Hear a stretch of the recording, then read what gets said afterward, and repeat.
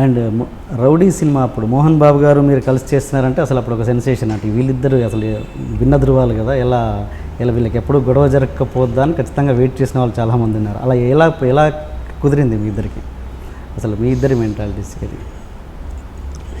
ఇప్పుడు first of all ఆయన mentality నాకు తెలీదు, నాకు తెలిసిన ఆ మెంటాలిటీ ఆయనకు తెలీదు.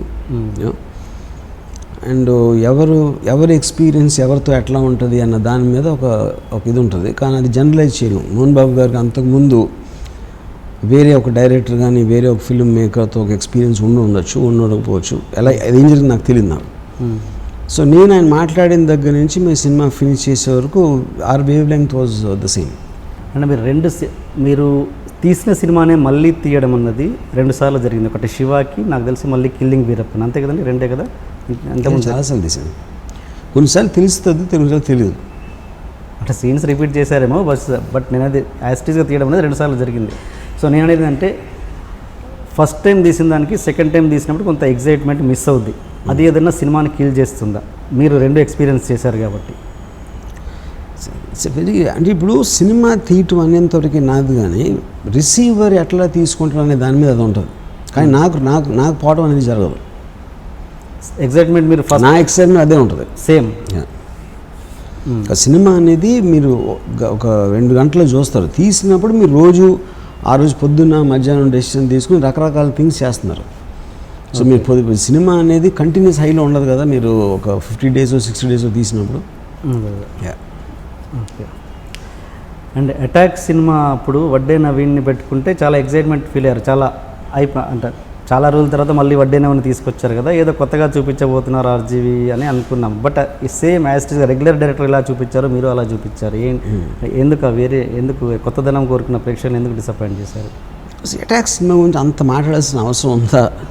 మీ సినిమా కాబట్టి ఇందాక చెప్పాను, నా సినిమాలు చాలా మర్చిపోతాను.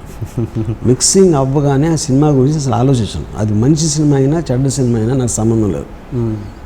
ఫైనల్ మిక్సింగ్ అయిన తర్వాత ఏ సినిమా కూడా నేను మళ్ళీ దాని గురించి చూడను, including Shiva, my first film. Okay.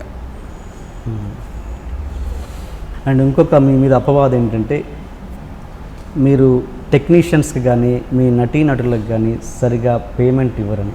అది ఎంతవరకు నిజం? ఇప్పుడు జనరల్ నేను 25 years పైన నుంచి ఉన్నాను ప్రొడ్యూసర్గా, డైరెక్టర్గా.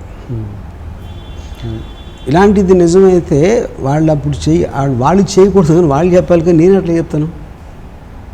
చాలామంది ఇండస్ట్రీలో చెప్పుకుంటున్నారు.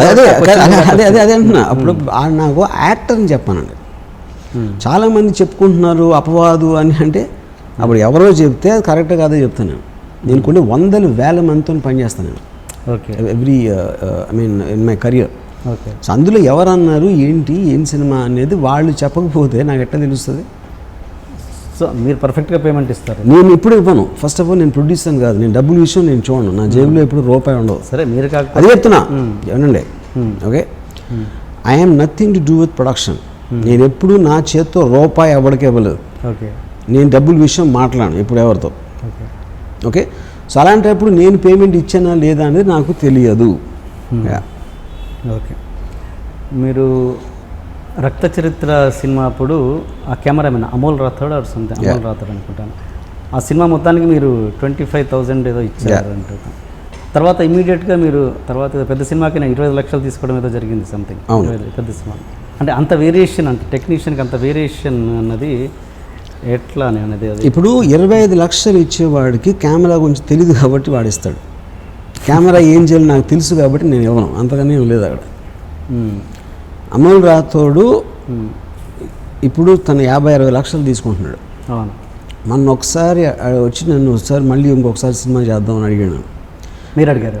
తను అడిగాడు వచ్చాను. అంటే నీకు ఏమన్నా మధ్య ఉన్న పోయిందా, నీకు అంత డబ్బులు వస్తున్నాయి, నేను ఎలాగో ఇవ్వనని నీకు తెలుసు, అలాంటప్పుడు నాతో ఎందుకు చేస్తాను అంటే అతను అన్నాడు, లేదు సార్ మీ దగ్గర డబ్బు గురించి ఎందుకు చేస్తాను నేను, నాకు I just want the experience of working with. అంటే నువ్వు మూర్ఖుడు అని చెప్పాను. ఎందుకంటే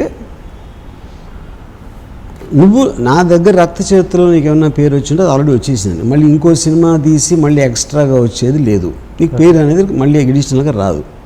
ఓకే. అలాంటప్పుడు నీకు వచ్చే డబ్బులు వదిలేసి ఊరికే నాతో ఫ్రీగా నా డబ్బులు లేకుండా నా దగ్గర చేయటం అనేది మూర్ఖత్వం. మూర్ఖులతో నేను పని చేయనని చెప్పాను. ఓకే. అండ్ అదే రక్త చరిత్రలో బిఫోర్ మీరు అనుకున్న డైరెక్టర్స్ ధర్మరక్ష వాళ్ళతో కూడా వాళ్ళు కూడా మీతో 3 years ఆల్మోస్ట్ ట్రావెల్ చేశారు. ఎందుకు అంత సడన్ నిర్ణయం మీరు వాళ్ళు తీసేసి మీరు ఇప్పుడు ఇదంటే ఇప్పుడు నేను కొన్ని వందల మంది ఉంటాను నాకు ఇలా తీసుకుని మళ్ళీ మాపేసి చెప్పిన వంశీ కూడా ఉన్నాడు దాంట్లో. ఏ టైంలో నేను ధర్మరక్షతో మాట్లాడానో దానికి నేను ఫైనల్గా తీసిన సినిమాకి సంబంధం లేదు. ఒక ఐడియా ఉన్నప్పుడు ఎవరితోనో మాట్లాడతాం, ఓకే ఇలా తీస్తే అట్లా ఉంటుందని. సో వాళ్ళు ఏదో మాట్లాడారు. దాని తర్వాత వాళ్ళకి అలాంటి దాన్ని అంత ఇంటెన్సిటీతో క్యాప్చర్ చేసే ఎక్స్పీరియన్స్ ఉందా లేదా అనేది ఒకటి.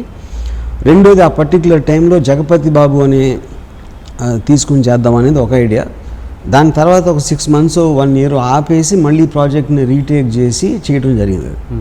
అలాగా ధర్మరక్ష మీ ఒక్కళ్ళే మీకు తెలుసు. అలాగే నా ఒక 5 ఉన్నారు దాంట్లో మారిన వాళ్ళు నా మైండ్లో ఆ సినిమాకి రక్త చరిత్రకి.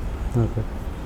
అంటే నేను అది 3 years ట్రావెల్ చేయండి. 3 years ట్రావెల్ అంటే ఏంటి నాకు అర్థం కాదు. ఇద్దరం కలిసి ట్రైన్ వెళ్ళాము 3 years.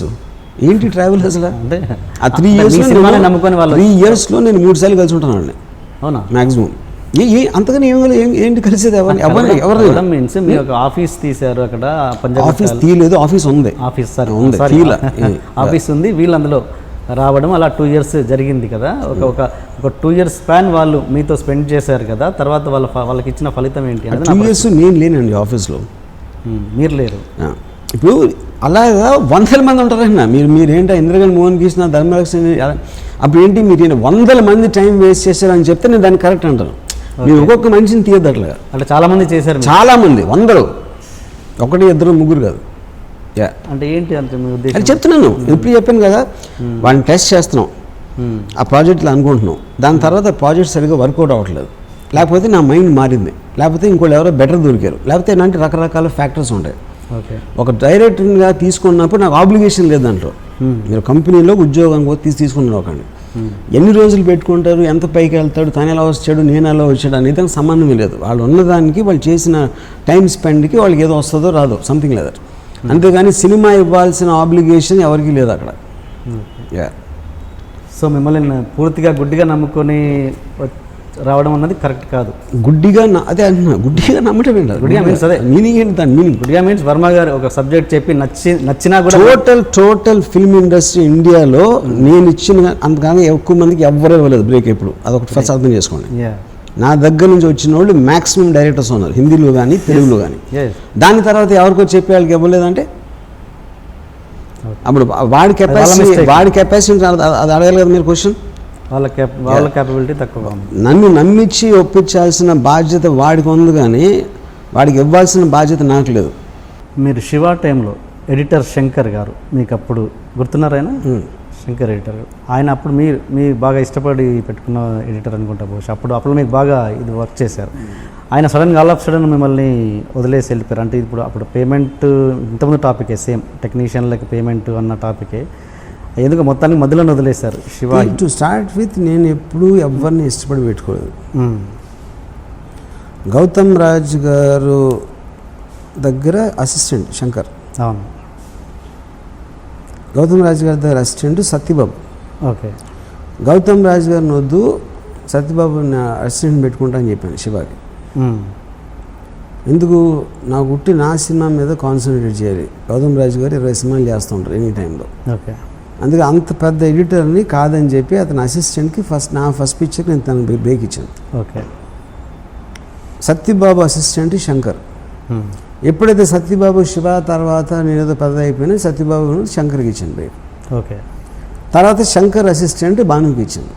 ఓకే. అదే నేను ఫాలో అవుతాను ఎప్పుడు. కెమెరామ్యాన్ అవ్వచ్చు, అసిస్టెంట్ డైరెక్టర్స్ అవ్వచ్చు, లేకపోతే ఎడిటర్స్ అవ్వచ్చు, నేను ఎవరిని అసలు వాళ్ళ కాంట్రిబ్యూషన్ నాకు అవసరం లేదు అసలు. ఎందుకంటే అది నా క్లారిటీ అది. ఓకే. ఎక్కడైనా మీరు చూడండి వాళ్ళ అసిస్టెంట్లు మెయిన్ వాళ్ళు అవుతూ ఉంటారు నా మొత్తం సినిమాలో. అలాగే గోపాల్ రెడ్డి అసిస్టెంట్ రసూల్ అసిస్టెంట్ ఇంకెవడు విజయ్.